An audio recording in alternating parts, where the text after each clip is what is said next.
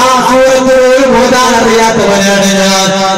ഞാനാണോ പണ്ഡിതന്മാരെ കാര്യത്തിൽ ഇടപെടുന്നത്? ഈ ഉസ്താദ് എങ്ങനെയാണ്, ഉസ്താദ് എങ്ങനെയാണ്, ഉള്ളാളത്തെ തങ്ങൾ എങ്ങനെയാണ്, കൂറത്തെ തങ്ങൾ ഇങ്ങനെയാണ് എന്നിങ്ങനെ പറഞ്ഞു നടക്കുന്നവർ, ഓ ചെറുപ്പക്കാരെ, നിങ്ങൾ ഏപ്പിക്കാരാകണമെന്ന് ഞാൻ പറയുന്നില്ല, ഈക്കാരാകണമെന്ന് ഞാൻ പറയുന്നില്ല. പക്ഷെ എനിക്ക് പറയാനൊന്നുണ്ട്. നിങ്ങൾ സുരക്ഷിതമായിട്ടുള്ള പ്രവർത്തകന്മാരാകണം, നിങ്ങൾ സുന്നി ഫ്രണ്ട്സുകളാകണം. ഞാനൊരു കാര്യം കൂടി പറയുമോ? പണ്ഡിതന്മാര് പല വിഷയങ്ങളും തർക്കിക്കുമ്പോ അത് പറഞ്ഞ് നമ്മുടെ നാവ് കേടുവരുത്തല്ലോ. നിങ്ങൾ തർക്കിക്കേണ്ടവരാണ്, അവർക്ക് വിവരമുണ്ട്, അവർ തർക്കിക്കോ. അതേ സമയത്ത് നമുക്ക് എന്ത് യോഗ്യതയാണുള്ളത്? ഞാൻ ധരിക്കുന്നത് പാന്റാണ്, ഞാൻ ധരിക്കുന്നത് ടീഷർട്ടാണ്. സുബ്ഹാനല്ലാഹ്, ആ പാന്റ് നിസ്കരിക്കുമ്പോഴോ എനിക്ക് താഴെയാണ്, നിസ്കരിക്കുമ്പോഴോ അത് പിൻവശത്ത് കൂടെ എന്റെ പിൻദ്വാരം കാണുന്നുണ്ട്, എന്റെ നിസ്കാരം ശരിയല്ല. ഇതുപോലെ അറിയാത്ത ആ ആലിമീങ്ങൾ ഗീബത്ത് പറയുന്നത് എന്തിനാണ്? ആ പണ്ഡിതന്മാരെ ഗീബത്ത് പറയുന്നത് എന്തിനാണ്? ഞാൻ ചോദിക്കട്ടെ, ആ ആലിമീങ്ങളെ ഗീബത്ത് പറഞ്ഞവൻ അവൻ രക്ഷപ്പെടൂല. നിങ്ങൾക്കറിയോ, ഇമാം റീബി ചില്ലറക്കാരനല്ലോ, വലിയ പണ്ഡിതനാണ്, പാണ്ഡിത്യത്തിനൊരു കുറവുമില്ല, വലിയ പണ്ഡിതനാണ്. അതേ സമയത്ത്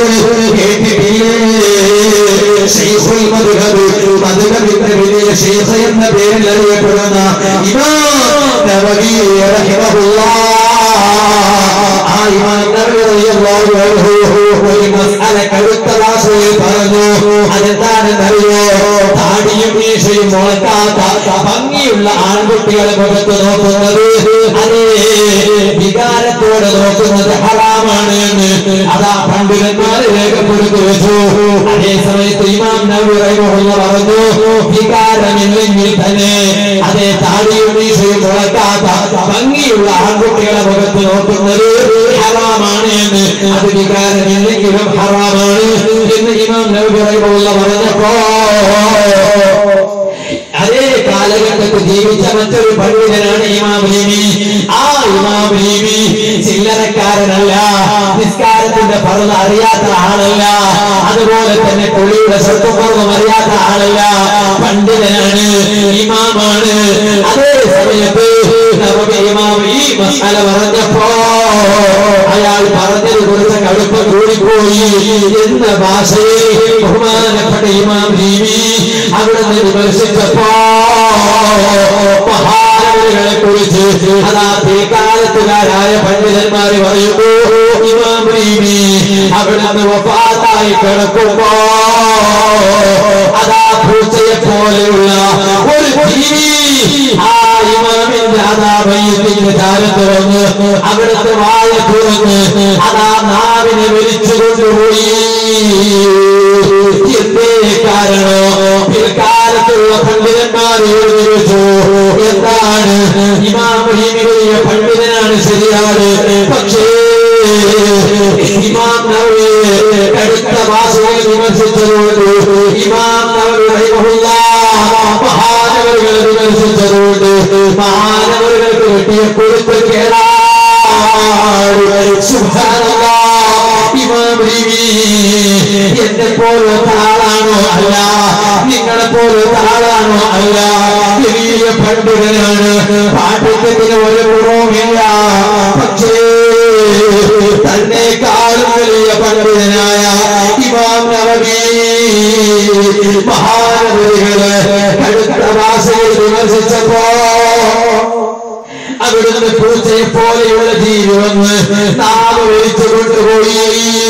നമ്മുടെ അവസ്ഥ എന്തായിരിക്കും ചെറുപ്പക്കാരെ? അതുകൊണ്ട് ആലിമീങ്ങള് ഗ്രൂപ്പ് തിരിച്ച് ചീത്ത പറയല്ല. വലിയ പാണ്ഡിത്യമുള്ള ഉസ്താദാണ്, ഉസ്താദിന്റെ ഖബർ വിശാലമാക്കട്ടെ.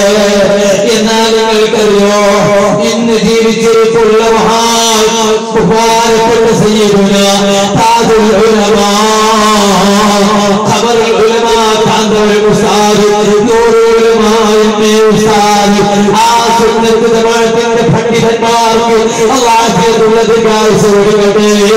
ഓരോരുത്തരെ മസിൽ പവർ കാണിച്ച് എന്റെ ശരീരത്തിൽ മസിൽ പവർ ഉണ്ടല്ലോ, എന്റെ ശരീരത്തിൽ രക്തത്തിന്റെ തിളക്കമുണ്ടല്ലോ, ഇങ്ങനെ പറഞ്ഞു ആലിമീങ്ങളെ കുറ്റം പറഞ്ഞ ഓ മക്കളെ ഈമാനില്ലാതെ ചത്തുപോകേണ്ട അവസ്ഥ വരുമ്പോ കയ്യിൽ പണമുള്ളതുകൊണ്ട് നീ കരുതിയോ ആലിമീങ്ങളെ ഷോൾഡറിൽ ഇരുന്ന് ചെവി കടിക്കാതെന്ന് കരുതിയോ നടക്കൂല കേട്ടോ.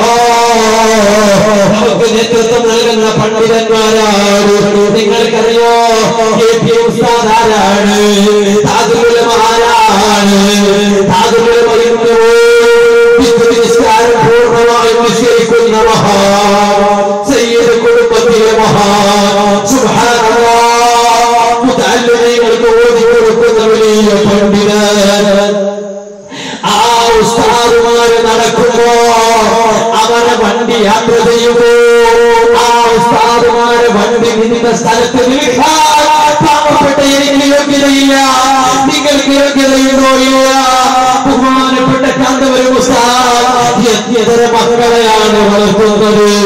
ഞാൻ ചോദിക്കട്ടെ, കെ.പി. ഉസ്താദിനെ വിമർശിക്കുന്ന ചെറുപ്പക്കാരോട്, കെ.പി. ഉസ്താദിനെ വിമർശിക്കുന്ന കാരണവന്മാരോട് ചോദിക്കട്ടെ, നിങ്ങളെ കൈകൊണ്ട് എത്ര എത്തിയ കുട്ടികളെ നിങ്ങൾ വളർത്തി?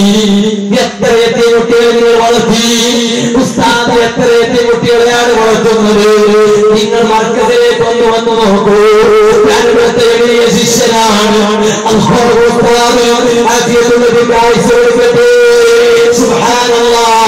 വീട്ടിൽ എന്റെ മക്കൾ പട്ടിണിയിരുന്നാലും എന്റെ ഭാര്യ പട്ടിണിയിരുന്നാലും മർക്കസിൽ പഠിക്കുന്ന വിദ്യാർത്ഥികൾ പട്ടിണിയിരുന്നുകൂടാ എന്ന് ചിന്തിക്കുന്ന ആ ഉസ്താദ് അവിടുന്ന് നിങ്ങൾക്കറിയോ ഉറങ്ങില്ല, ഊണില്ല, ഓടി നടക്കുന്നത് സുന്നത്ത് ജമാഅത്തായ നിങ്ങൾക്ക് വേണ്ടിയാണ്. നിങ്ങളാണോ ആ ഉസ്താദിനെ കുറ്റം പറയുന്നത്? അല്ലാഹു അക്ബർ. ഞാൻ ഈ അടുത്ത് കേരളത്തിൽ മലപ്പുറം ജില്ലയിൽ തിരൂരിൽ ഒരു സ്ഥലത്ത് പരിപാടിക്ക് പോകുമ്പോ ഇത് നിങ്ങൾക്ക് പാഠമാകാൻ വേണ്ടിയാണ് പറയുന്നത്. ഞാൻ ഇങ്ങനെ ട്രെയിനിൽ യാത്ര ചെയ്യുന്ന സമയത്ത് ഒരു ചെറുപ്പക്കാരൻ എന്റെ അടുത്ത് വന്നിരുന്നു. ആ ചെറുപ്പക്കാരൻ ധാരാളം സംശയങ്ങൾ ചോദിച്ചു. ഞാൻ മറുപടി പറഞ്ഞു. പറഞ്ഞതിന് ശേഷം അയാൾ പറഞ്ഞു, ഉസ്താദേ ഞാൻ ഒരു ത്വരീഖത്തിൽപ്പെട്ടവനാണ്. പേര് ചോദിച്ചപ്പോൾ ഒരു പിഴച്ച ത്വരീഖത്താണ്. ഞാൻ പേര് പറയാൻ ഉപയോഗിക്കുന്നില്ല.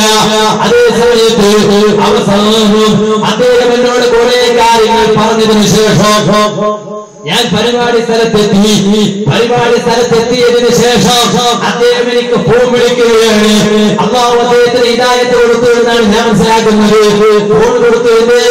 ഫോണിൽ സംസാരിക്കുമ്പോൾ അദ്ദേഹം എന്നോട് പറഞ്ഞു, ഉസ്താദേ നിങ്ങൾ കെ.പി. ഉസ്താദിനെ കാണുമോ? ഞാൻ പറഞ്ഞു, ഞാൻ കാണാതെ.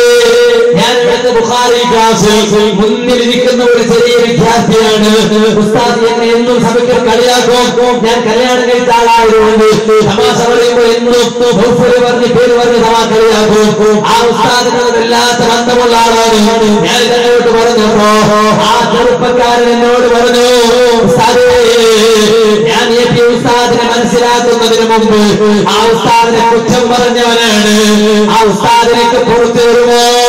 ഞാൻ ചോദിച്ചു, നിങ്ങൾ എന്താണ് അറിയുന്നത്? ആ ചെറുപ്പക്കാരനോട് പറഞ്ഞു, ഉസ്താദേ ഞാൻ ഒരു ദിവസം മർക്കസിൽ വന്നാൽ നിങ്ങൾ എന്നെ ഉസ്താദിന്റെ റൂമിലേക്ക് കൊണ്ടുപോയി ഞാൻ ഉസ്താദിന്റെ കാല് പിടിച്ച് മാപ്പ് ചോദിക്കൂ എന്ന് ആ ചെറുപ്പക്കാരൻ പറഞ്ഞു. ഞാൻ കളവ് പറയുക. ആ ചെറുപ്പക്കാരന്റെ ഫോൺ നമ്പർ വേണമെങ്കിൽ ചെറുപ്പക്കാരെ ഞാൻ നിങ്ങൾക്ക് തരാം. ഇത് പറയുന്നത് കളവല്ല. എന്റെ ചെറുപ്പക്കാരന് ഹിദായത്ത് കൊടുത്തു. ഉള്ള നിലനിർത്തുമാറാവട്ടെ. ഇതുപോലെ ഒരാളെയും കുറ്റം പറഞ്ഞു പോകരുത്. പ്രത്യേകിച്ച് പണ്ഡിതന്മാരെ കുറ്റം പറയരുത്. എന്തേ കാരണം എന്താണെന്നറിയോ? പണ്ഡിതന്മാരെ മാംസത്തിലുള്ളത് വിഷമാണ്. പണ്ഡിതന്മാര് മാംസത്തിലുള്ളത് വിഷമാണ്. ഞാൻ ചോദിക്കട്ടെ, ആ വിഷമുണ്ടല്ലോ, ആ വിഷമെന്നാലും നീ കഴിച്ചാൽ കഴിച്ച ശേഷം നീ പറയാണ് അത് വിഷമാണെന്ന് എനിക്ക് അറിഞ്ഞിട്ടില്ല, അറിയാതെയാണ് ഞാൻ കഴിച്ചത് എന്ന് പറഞ്ഞാൽ പോലും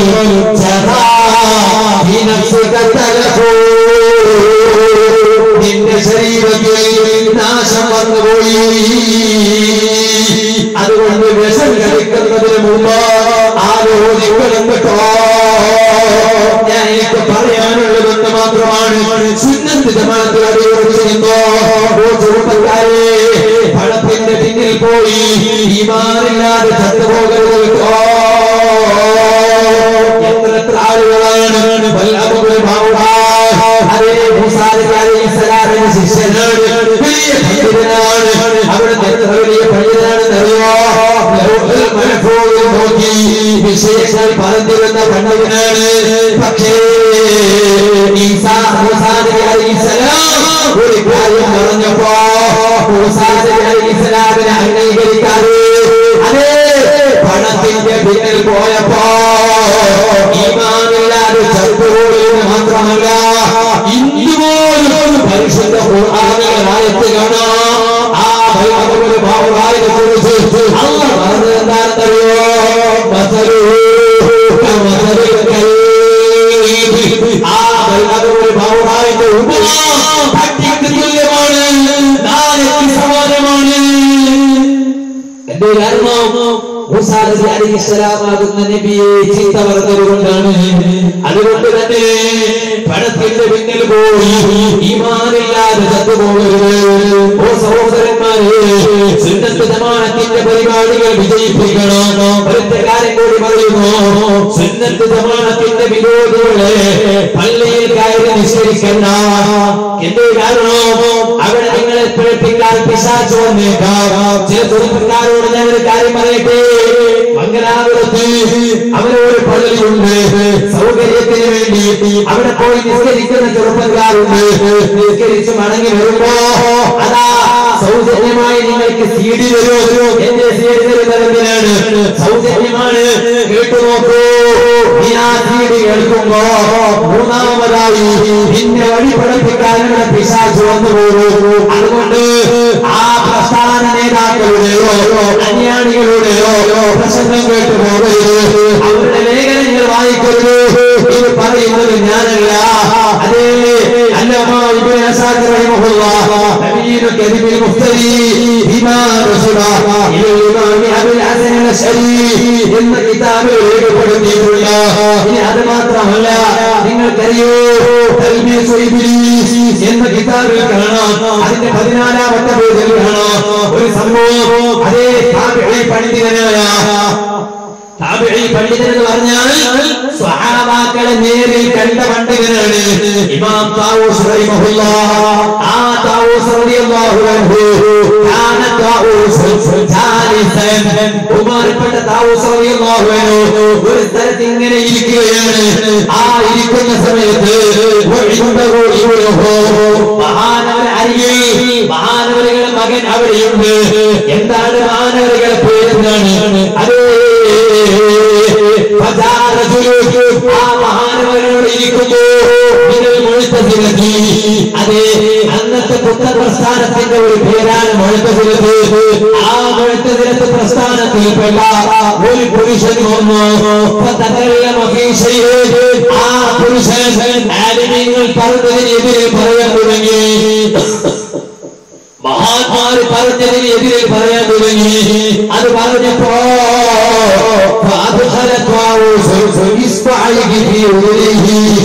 ആ താവൂസ് റളിയല്ലാഹു അൻഹു തന്റെ രണ്ട് കൈവിരലിൽ ആ കൈവിരൽ ചെവിയിൽ വെച്ചു.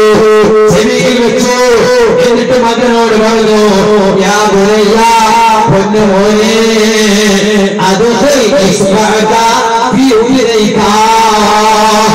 നിന്റെ രണ്ട് കൈവിരൽ നീ നിന്റെ ചെവിയിൽ വെച്ചോ പോയെ. എന്തേ കാരണം? لا تسمع من قوله شيئا. ഈ പ്രസ്ഥാനക്കാരൻ പറയുമ്പോ അവന്റെ വാക്ക് കേട്ടുപോകല്ല. അതുകൊണ്ട് കൈവിരൽ നീ എവിടുന്ന് ചെറിയ വെച്ചോ. എന്നിട്ട് മഹാനവരികൾ കാരണം പറയുന്നു, എന്റെ പ്രസ്ഥാനക്കാരൻ പ്രസംഗിക്കുമ്പോ അവന്റെ പ്രസംഗം കേൾക്കരുത് എന്ന് പറഞ്ഞത്, അവന്റെ ലേഖനം വായിക്കരുത് എന്ന് പറഞ്ഞത് അത് വെറുതെയല്ല.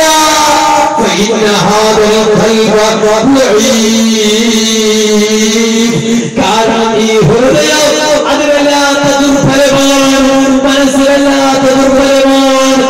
ആര് പറഞ്ഞാലും കേൾക്കുന്ന മനസ്സാണ്, അതുകൊണ്ട് കേട്ടുപോകില്ല. അതുകൊണ്ട് അവരെ ആ പ്രസംഗം കേട്ടുപോകരുത്. ഞാൻ ഒരൊറ്റ കാര്യം പറയുന്നു, ചെറുപ്പക്കാരെ, അന്യ പെണ്ണിന്റെ പിന്നിൽ പോകേണ്ടവരല്ല നിങ്ങൾ. അന്യ പെണ്ണിനോട് ഫോണിൽ സംസാരിക്കേണ്ടവരല്ല നിങ്ങൾ. ഫേസ്ബുക്കിലൂടെ അന്യ പെണ്ണിനെ ലൈക്ക് ചെയ്ത് സെലക്ട് ചെയ്യേണ്ടവരല്ല നിങ്ങൾ.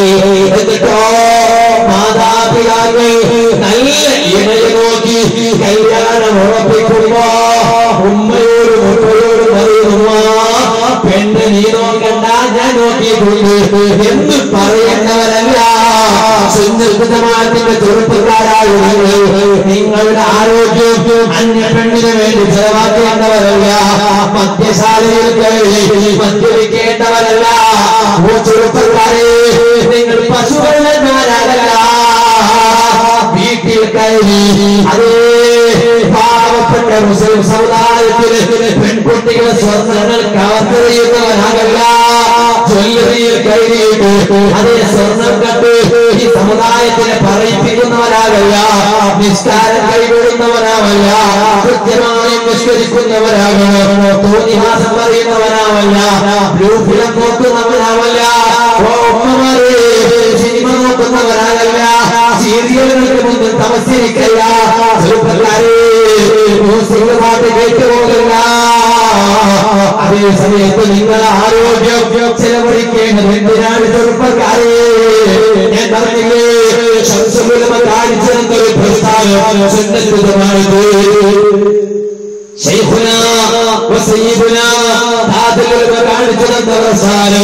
അതുപോലെ കാണിച്ചെന്ന പ്രസ്ഥാനം ഇന്നലെ ഇവിടെ നേതൃത്വം നൽകിയ ബഹുമാനപ്പെട്ട സ്വർഗത്തിന്റെ അവകാശികളാണ്.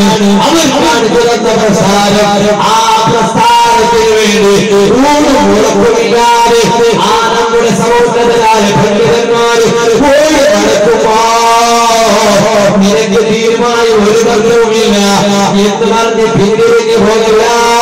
ആ ആരുമേങ്ങൾക്ക് ശക്തി പകർന്നു കൊടുത്തു. സുന്നത്തിന് വേണ്ടി പ്രവർത്തിച്ചോ. സുന്നത്തിന്റെ സംഘടനയുടെ മെമ്പർഷിപ്പ് വാങ്ങിക്കോ. SSFിന് വേണ്ടി പ്രവർത്തിച്ചോ. ചെറുപ്പക്കാരെ, എന്തേ കാരണം? പാവപ്പെട്ട നൗഫൽ കളസ ഭരിച്ചാൽ, അതുപോലെ തന്നെ നിങ്ങൾ മരിച്ചാൽ എനിക്ക് താല്പര്യമില്ല. എന്റെ മയ്യത്തിന്റെ എതിരിൽ കൊണ്ട് ഒരു എംഎൽഎ വരണം, എനിക്ക് താല്പര്യമില്ല. ഒരു MP വരണോ, എനിക്ക് താല്പര്യമില്ല. തീരുമായി ഒരു ബന്ധവുമില്ലാത്ത കോടീശ്വരന്മാർ അവർ ക്യൂവായി എന്റെ മയ്യത്തിന്റെ അരികിൽ നിൽക്കണോ എന്ന് എനിക്ക് താല്പര്യമില്ല. ചെറുപ്പക്കാരെ, നിങ്ങൾക്ക് താല്പര്യമുണ്ടോ? ഇല്ല. അതേ സമയത്ത് നമുക്കൊരു താല്പര്യമുണ്ട്. പാവപ്പെട്ട ഞാൻ ഈ ലോകത്തോട് വിട പറഞ്ഞാൽ, നിങ്ങൾ വിട പറഞ്ഞാൽ നമ്മുടെ മയ്യത്തെ നിസ്കരിക്കേണ്ടത് അതിക്കുഞ്ഞ ഉസ്താദിനെ പോലെ പ്രായം ചെന്ന ഉസ്താദുമാര്, അതുപോലെ ഉല്ലാസങ്ങള്, അതുപോലെ തന്നെ എത്തിയ ഉസ്താദ്, അതുപോലെയുള്ള പണ്ഡിതന്മാരല്ലേ. ആ പണ്ഡിതന്മാർക്ക് അല്ലാഹ് ആഫിയത്ത് കൊടുക്കട്ടെ, ദീർഘായുസ്സ് കൊടുക്കട്ടെ. അതേ സമയത്ത് പെട്ടെന്ന് മരണപ്പെട്ടു നിങ്ങൾ കരുതിപ്പോകും ഇയാൾ എന്താണ് പറയുന്നത്. നൗഫൽക്ക് പ്രായം 25-26 അലിക്കുഞ്ഞ് ഉസ്താദിന് പ്രായം എത്രയായി, കമറുലമക്ക് പ്രായം എത്രയായി. ഇയാൾ മരിക്കുമ്പോ അവർ മയ്യത്ത് നിസ്കരിക്കണത്രേ. ഇയാൾ മരിക്കാൻ കുറെ കാലില്ലേ, അവർക്ക് പ്രായം അടുത്തില്ലേ എന്നിങ്ങനെ ചിന്തിക്കല്ല. ആർക്കും ഉറപ്പില്ല, എനിക്ക് ഉറപ്പില്ല. ഞാൻ ഈ പ്രഭാഷണം ഇവിടെ പരിസമാപ്തിയാക്കി ഞാൻ എന്റെ വീട്ടിൽ പോകുമെന്ന് ഉറപ്പ് പാവപ്പെട്ട എനിക്കില്ല. സുബ്ഹാനല്ലാഹ്, എത്ര ചെറിയ മക്കളാണ്. 6 മണിയല്ലേ ഉപ്പിനങ്ങാടിയിൽ നിന്ന് ബാംഗ്ലൂരിലേക്ക് പോകുമ്പോ അപകടത്തിൽ വെച്ച് മരിക്കുന്ന ചെറുപ്പക്കാരെ പത്രത്തിൽ വായിക്കുന്നില്ലേ ചെറുപ്പക്കാരെ. സുബ്ഹാനല്ലാഹ്, അതുപോലെ മരിക്കുമ്പോ നമ്മുടെ മയ്യത്തിന്റെ അരികിൽ വന്ന് സാധാരണ മയ്യത്ത് നിസ്കരിക്കണം, ആലിമീങ്ങൾ മയ്യത്ത് നിസ്കരിക്കണം. അവരെ കൈ കണന്ന് ഉയർത്തിയിട്ട് എനിക്കും നിങ്ങൾക്ക് ദുആ ചെയ്താൽ സ്വർഗ്ഗമല്ലേ. എംഎൽഎ വന്നിട്ട് കാര്യമുണ്ടോ, എംപി വന്നിട്ട് കാര്യമുണ്ടോ, പൊളിറ്റിക്കൽക്ക് വേണ്ടി ഓടി നടന്നിട്ട് നിനക്ക് വല്ല നേട്ടവും ഇതിന് വേണ്ടിയുണ്ടോ? അതേ സമയത്ത് നിങ്ങൾക്കറിയോ നീ എസ്എസ്എഫിന് വേണ്ടി പ്രവർത്തിച്ചവരാണോ, സുന്നത്ത് ജമാഅത്തിന് വേണ്ടി പ്രവർത്തിച്ചവരാണോ? നിന്റെ മയ്യത്തിന്റെ ചാരത്ത് വന്ന് അതിനെ മഹാന്മാരായ പണ്ഡിതന്മാർ വരുന്നു, സദാത്തുക്കൾ വരുന്നു. നിങ്ങൾക്കറിയോ ഈ അടുത്ത ശോഭപ്രതിയില് 2 ചെറുപ്പക്കാർ, അതിലൊന്ന് സാരിയാണ്, മറ്റൊന്നൊരു സാധാരണ ചെറുപ്പക്കാരനാണ്. രണ്ടാളും അപകടത്തിൽ പറ്റി അതാ അവിടുന്ന് മരണപ്പെട്ടുപോയി. അവരുടെ ഖബർ വിശാലമാക്കി കൊടുക്കണേ. സുന്നത്ത് ജമാഅത്തിന് വേണ്ടി പ്രവർത്തിച്ച 2 ചെറുപ്പക്കാരാണ്. അതിൽ മരണപ്പെട്ട സഅദി എന്ന ചെറുപ്പക്കാരില്ലേ, ആ ചെറുപ്പക്കാരന് അതാ മാസങ്ങൾ കഴിഞ്ഞാൽ കല്യാണമാണ്. ചിക്കമംഗളൂരിൽ കുടുംബക്കാരെ കല്യാണത്തിന് ക്ഷണിക്കാൻ വേണ്ടി ബൈക്കിൽ കൂട്ടുകാരനെ പിന്നിലിരുത്തി പോയതാണ്. പക്ഷേ ആ ഉസ്താദായ ചെറുപ്പക്കാരൻ കരുതിയോ ഞാൻ കല്യാണത്തിന് ക്ഷണിക്കാനാണ് പോകുന്നത്. പക്ഷേ ഈ ഭൗതികരോട് പാവപ്പെട്ട എനിക്ക് കല്യാണമില്ല എന്ന് കരുതിയോ ഇല്ല. സുബ്ഹാനല്ലാഹ്, എനിക്ക് കല്യാണമുണ്ട്, ഭാര്യയുടെ കൂടെ കിടന്നിറങ്ങണം, നല്ല ഇസ്ലാമികമായ ദാമ്പത്യം വളർത്തണം എന്ന് ആഗ്രഹിച്ച ചെറുപ്പക്കാരൻ ചിക്കമംഗളൂരിൽ നിന്ന് ശിവപുരിയിലേക്ക് മടങ്ങി വരുമ്പോ അതാ ബൈക്ക് അപകടത്തിൽ പരിക്കേറ്റു, ലോകത്തോട് വിടവന്നു. അറിയോ ആ ചെറുപ്പക്കാരുടെ പേര് എത്ര എസ്എസ്എഫിന്റെ യൂണിറ്റുകളിലാണ് ശബ്ദം മോദി തീർത്തത്, എത്ര യൂണിറ്റുകളിലാണ് സമർപ്പിച്ചത്. അവിടെ പഠിച്ചുകൂടിയ ആലയങ്ങൾ ആരൊക്കെയാണ്, എത്ര പണ്ഡിതന്മാരാണ്. അവിടുത്തെ ഹിന്ദുക്കളോട് പറയുന്നു ഇത്തരത്തോളം തീർത്ഥാടനയിൽ എത്ര ആളുകൾ മരണപ്പെട്ടു പോയിട്ടുണ്ട്. പക്ഷേ ഈ മരണപ്പെട്ടവർക്ക് വേണ്ടി ആളുകൾ പഠിച്ചുകൂടിയല്ലോ, മയ്യത്തിന് വേണ്ടി ആളുകൾ പഠിച്ചുകൂടിയിട്ടില്ല. എന്തേ കാരണം?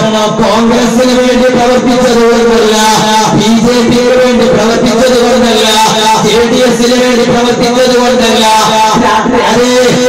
നിങ്ങൾ ഗ്രൂപ്പ് തിരിച്ച് സാധാരണ നിസ്സാരപ്പെടുത്തി മസിൽപ്പവരായി നടക്കുന്ന ചില ചെറുപ്പക്കാർ സംഘടനയിൽ അതിനുവേണ്ടി പ്രവർത്തിച്ചത് കൊണ്ടല്ല. നിങ്ങൾ പിന്നിൽ നിന്ന് സാധാരണ പിന്നിൽ നിന്ന് അവർ പറയുന്ന ആശയം സുന്നത്ത് ജമാഅത്ത് വിളിച്ചോടുന്ന ആ ചെറുപ്പക്കാരല്ലേ, അതിനുവേണ്ടിയാണ് ഇതുപോലെ നമ്മുടെ മയ്യിത്തുമാരുണ്ട്. അതിനത് ചെയ്യണം, സുന്നത്ത് ജമാഅത്തിന് വേണ്ടി പ്രവർത്തിക്കണം, സുന്നത്ത് ജമാഅത്തിന്റെ മെമ്പർമാരാകണം എന്ന് ഓർമ്മപ്പെടുത്തി ഞാൻ എന്റെ പ്രശ്നം നിർത്തുന്നു. ചെറുപ്പക്കാരെ ഇൻഷാ അല്ലാഹ് ആ സുന്നത്ത് ജമാഅത്തിന്റെ ഭാഗമായി അതിന്റെ പരിപാടിയുടെ ഭാഗമായി ബഹുമാനപ്പെട്ട കേരള യാത്ര മാനവികതയെ ഉണർത്തുന്നു. പരിശുദ്ധമെന്ന് മരിച്ചുകൊണ്ടിരിക്കുന്നു. മനുഷ്യത്വത്തിന്റെ ജീവൻ നഷ്ടപ്പെട്ടുകൊണ്ടിരിക്കുന്നു. മാതാവിനെ മകൻ ഉമ്മയെ കൊല്ലുന്ന കാലം, ഭർത്താവ് ഭാര്യയെ കൊല്ലുന്ന കാലം, ശിഷ്യന്മാർ ഉസ്താദുമാരെ ചീത്ത പറയുന്ന കാലം, ഉസ്താദുമാർ ശിഷ്യന്മാരെ ചീത്ത പറയുന്ന കാലം. ഒരു കാര്യം കൂടി പറയുന്നു, ചില ആളുകൾ അത് ഉസ്താദുമാർക്കെതിരെ ശിഷ്യന്മാരെ രംഗത്ത് വരുന്ന കാലമാണ്. ആ കാലം വരുമ്പോ ശിഷ്യന്മാർക്ക് ഉസ്താദുമാരെ കുറിച്ച് അറിയാമല്ലോ. എന്ത് കഴിഞ്ഞിട്ട് ആരെങ്കിലും ഇവിടെ രംഗത്ത് വന്നാൽ ഒരൊറ്റ കാര്യം പറയുന്നു, പകട വിശ്വാസികളുടെ ലക്ഷണമാണ്. കാന്തപുരം ഉസ്താദ് ഇപ്പൊ പലരും പറയുന്നു എനിക്ക് ഉസ്താദിന്റെ ശിഷ്യന്മാരിലാണ്, ഉസ്താദിന് എതിരാണ്. സുബ്ഹാനല്ലാഹ്, ഇബ്ലീസ് ആരായിരുന്നു മക്കളെ? ഇബ്ലീസ് ആരായിരുന്നു? ഇബ്ലീസ് ജോലിയെ തിരിച്ചു പോയില്ലേ? ഇബ്ലീസിനേക്കാളും വലിയവരാണോ ഇവർ? അത് മാത്രമല്ല, നിങ്ങൾക്കറിയോ, ഈ അടുത്ത് പാവപ്പെട്ട ഞാൻ മർക്കസിൽ ഓതി പഠിക്കുമ്പോ നമ്മുടെ ക്ലാസ് ഉസ്താദായ ബഹുമാനപ്പെട്ട ഡോക്ടർ ഹുസൈൻ ചുള്ളിക്കോട് ഉസ്താദിന് ക്ലാസ് ഓടിക്കട്ടെ, സ്വഹീഹ് മുസ്ലിമിൽ ക്ലാസ് ഓടി തരുമ്പോ അതെ ബാബു കിതാബു സിഫത്തുൽ മുനാഫിഖീന, കപട വിശ്വാസികളുടെ ലക്ഷണം എന്ന അധ്യായത്തിന്റെ കീഴിൽ ഒരു ഹദീസ് ഓതി തന്നു. ആ ഹദീസ് ഓതി തന്നപ്പോൾ ഞാൻ മനസ്സിലാക്കി, സുബ്ഹാനല്ലാഹ്, ഉസ്താദുമാർക്കെതിരെ ശിഷ്യന്മാർ രംഗത്ത് വന്നാൽ അത് കപട വിശ്വാസത്തിന്റെ ലക്ഷണമാണ്. എന്റെ കാരണം ആ ഹദീസിൽ ഇങ്ങനെ പറയുന്നു, സഹാബാക്കൾ വിശദീകരിക്കുകയാണ്. കാന റജുലുൻ മിൻ ബനി നജ്ജാർ, ബനു നജ്ജാർ കുടുംബത്തിൽപ്പെട്ട ഒരു മനുഷ്യനുണ്ടായിരുന്നു. ബനു നജ്ജാർ എന്ന് പറഞ്ഞാൽ നല്ല തരക്കേടില്ലാത്ത കുടുംബമാണ്. നല്ല കുടുംബത്തിൽ ചരിത്രമുണ്ട്, ആരും മോശമായിട്ട് കാര്യമില്ല. നിങ്ങൾക്കറിയുമോ സഹോദരന്മാരെ, ആ ബനു നജ്ജാർ കുടുംബത്തിൽപ്പെട്ട ഒരു മനുഷ്യൻ അവിടെ നാലായിരുന്നു. ആ ഹദീസിൽ വിശദീകരിക്കുന്നത് കാണാം. കാന യത്റഉൽ ആല ഇമ്രാൻ, ആ മനുഷ്യൻ അൽ-ബഖറ സൂറത്ത് കാണാതെ ഓടിയിരുന്നു, അൽ-ഇമ്രാൻ സൂറത്ത് കാണാതെ ഓടിയിരുന്നു. പക്ഷേ അത് മാത്രമല്ല, വകാന യക്തുബു റസൂലുള്ളാഹി, നബിയുടെ എഴുത്തുകാരനായിരുന്നു. ശിഷ്യന്മാരെ രംഗത്ത് വരുമ്പോ പറയുന്നുണ്ട്, ഞാൻ ഏപ്പിന്റെ എഴുത്തുകാരായിരുന്നു, ഞാൻ ഏപ്പിന്റെ ലേഖനം എഴുതിയാളായിരുന്നു, എനിക്ക് അയാളത്തൊരു ചെറുപ്പക്കാരെ. അതിനാണ് ഞാൻ ഈ സംഭവം പറയുന്നത്.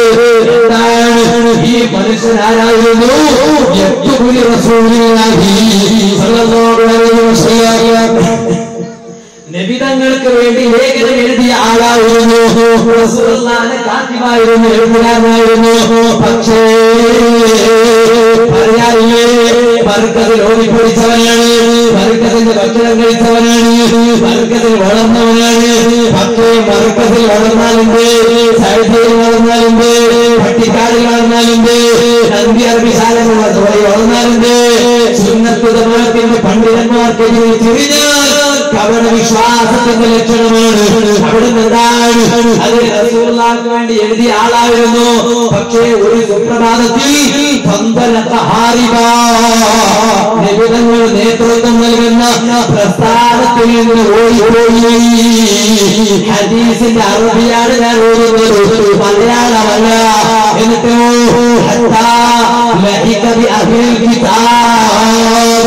ക്രിസ്ത്യാനിയായി പോയി, ഗ്രൂപ്പ് മാറിയതല്ല, സലഫിയായതല്ല, ജമാഅത്ത് ഇസ്ലാമിയായതല്ല, ക്രിസ്ത്യാനിയാണായത്. ആരാ? നബിതങ്ങളുടെ ശിഷ്യനാണ്, നബിതങ്ങൾക്ക് വേണ്ടി എഴുതിയ ആളായിരുന്നു. അൽ-ബഖറയും ആല ഇമ്രാനും കാണാതെ ഓടിയ ആളായിരുന്നു. ആള് മുസ്ലിയാനാണ്, തലകെട്ടുകാരനാണ്. പക്ഷേ ഒരു ദിവസം നോക്കുമ്പോൾ അയാൾ ക്രിസ്ത്യാനിയായി പോയി. എന്നിട്ട് എന്തായി? ഈ ക്രിസ്ത്യാനികൾ എന്ത് ചെയ്തു? അയാളെ സ്റ്റേജിൽ കയറ്റി പ്രസംഗിക്കാൻ അവസരം കൊടുത്തു. എന്നിട്ട് ക്രിസ്ത്യാനികൾ പറഞ്ഞു, നോക്കി മുസ്ലിമീങ്ങളെ, നിങ്ങളല്ലേ നിങ്ങളെ നേതാവ് നബി സല്ലല്ലാഹു അലൈഹി വസല്ലം പറയുന്നത്? ആ നേതാവിന് വേണ്ടി എഴുതിയ ആളാണ് ഇയാള്. ആ നേതാവിന് ഇറക്കപ്പെട്ട ഖുർആൻ കാണാൻ അറിയുന്ന ആളാണ് ഇയാള്. ഇയാൾ ക്രിസ്ത്യാനിയായില്ലേ? ഇന്ന് പലരും സ്റ്റേജിൽ കയറ്റിയിട്ട് അയാളെ ശിഷ്യനല്ലേ ഇയാള് കണ്ടോ ഗ്രൂപ്പ് മാറി, നിങ്ങളും ഗ്രൂപ്പ് മാറി എന്ന് പറയുന്നവരില്ലേ? അതുപോലെ അന്ന് പറഞ്ഞതാണ്. അത് ചരിത്രത്തിന്റെ പുതിയതല്ല, ആവർത്തനമില്ലേയുള്ളൂ. അതേ സമയത്ത് ആരോപിക്കണോ അങ്ങനെ ഉസ്താദായ നിബിധങ്ങളെ വിമർശിച്ച് പ്രസംഗിക്കാൻ തുടങ്ങി സ്റ്റേജിൽ കഴിഞ്ഞു. പക്ഷേ അള്ളാഹുവിന്റെ പ്രയാസമാണ്. ഒരു ദിവസം അയാൾ പെരടിയിൽ എന്തോ ഒരു സാധനം വീണു, അയാൾ ചത്തുപോയി. ആ മനുഷ്യൻ ചത്തുപോയി. മനുഷ്യന്റെ അവസ്ഥ ഇതല്ലേ ചെറുപ്പക്കാരെ? ഇത് ചിന്തിക്കുന്നവനായി നിങ്ങൾ രൂപത്തിരിക്കുന്നവയോ ഞാൻ ഭാഗത്തേക്ക് സംസാരിക്കുന്നില്ല. പക്ഷേ ചത്തുപോയപ്പോ മരമാണല്ലോ മയ്യത്ത് മരമാണല്ലോ. ക്രിസ്ത്യാനികൾ എന്ത് ചെയ്തു? ആ ക്രിസ്ത്യാനികൾ ഈ മയ്യത്ത് കൊണ്ടുപോയി മരമാടാൻ നോക്കുമ്പോ ഭൂമി ഈ മയ്യത്തിനെ സ്വീകരിക്കുന്നില്ല. മരമാടിയാലും ഒരു മയ്യത്ത് മേൽപോട്ട് പൊന്തുകയാണ്, മയ്യത്ത് മേൽപോട്ട് പൊന്തുകയാണ്. അവിടെ നിന്ന് മണ്ണ് മേൽ വീഴൂല. രണ്ടാമതായി മരമാടുന്നു, ഭൂമി സ്വീകരിക്കുന്നില്ല. മൂന്നാമതായി മരമാടുന്നു, ഭൂമി സ്വീകരിക്കുന്നില്ല. പലതവണ ആവർത്തിച്ചിട്ട് പോലും ഭൂമി സ്വീകരിക്കാതെ വന്നപ്പോ അതേ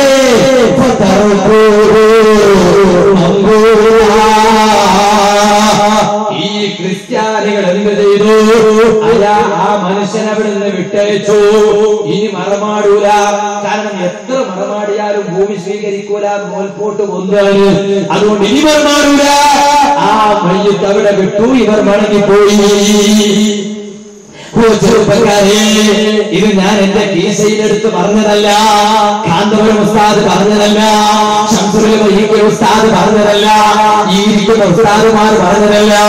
ഇത് പഠിപ്പിച്ചതാണ് നബി സല്ലല്ലാഹു അലൈഹി വസല്ലം തങ്ങളുടെ ശിഷ്യന്മാരായ സ്വഹാബാക്കൾ പഠിപ്പിച്ചത്. ഇമാം മുസ്ലിം റളിയല്ലാഹു അൻഹു സഹീഹ് മുസ്ലിമിൽ റിപ്പോർട്ട് ചെയ്തതാണ്. അതുകൊണ്ട് അങ്ങനെ മരുമകനാണെന്ന് പറഞ്ഞ രംഗത്ത് വന്നപ്പോ അതിന്റെ പിന്നിലാരും വിട്ടുപോകല്ല. ഒരു പക്ഷേ നമ്മുടെ ഈമാനെ പരിശോധിക്കുകയാണ്. ആ ഈമാൻ അടിയുറച്ച് നിൽക്കണം എന്ന് മാത്രം ഓർമ്മപ്പെടുത്തി. ഇൻഷാ അല്ലാഹ് എങ്ങനെ മാനവീയത നഷ്ടപ്പെടുമ്പോ ആ മാനവീയത ഉണർത്തിക്കൊണ്ട് കേരള യാത്ര ഏപ്രിൽ 12 മുതൽ അതുപോലെ ഏപ്രിൽ 28 വരെ കേരളത്തിൽ നടക്കുമ്പോൾ, കാസർഗോഡ് മുതൽ തിരുവനന്തപുരം വരെ നടക്കുമ്പോൾ ഇപ്പോൾ ട്രെയിൻ ഫുള്ള് ബുക്കിംഗ് ആണ്. ട്രെയിൻ ഫുള്ള് ബുക്കിംഗ് ആണ്. യശ്വന്തപുരത്ത് വിളിച്ചു നോക്കി, അവിടുന്ന് ബുക്കിംഗ് ആണ്. ബാംഗ്ലൂരിൽ വിളിച്ചു നോക്കി, ബുക്കിംഗ് ആണ്. മംഗലാപുരത്തോട് ഫുള്ള് ബുക്കിംഗ് ആണ്. തിരുവനന്തപുരത്തേക്ക് 26, 27, 28. അങ്ങനെ അവസാനം മലപ്പുറം ജില്ലയിൽ ചെമ്മാട് എന്ന് പറയുന്ന പ്രദേശം, ആ പ്രദേശത്തിലുള്ള ഉമറാക്കളെല്ലാവരും ബന്ധപ്പെട്ട് ഗവൺമെന്റിനോട് സംസാരിച്ച് കാന്തപുരം ഉസ്താദിന്റെ കേരള യാത്രയുടെ സമാപനത്തിന് വേണ്ടി ഒരു സ്പെഷ്യൽ ട്രെയിൻ ഇൻഷാ അല്ലാഹ് തിരുവനന്തപുരത്തേക്ക് അവിടെ തയ്യാറ് ചെയ്തിട്ടുണ്ട്. അതുകൊണ്ട് പ്രിയപ്പെട്ടവരെ, ആ സമാപന പരിപാടി 28-ാം തീയതി നടക്കുമ്പോൾ അതെല്ലാവരും നിങ്ങൾ എത്തിപ്പെടണം. അതിൽ എത്തിപ്പെടാൻ എല്ലാവർക്കും പ്രയാസം ഉണ്ടാകുമല്ലോ.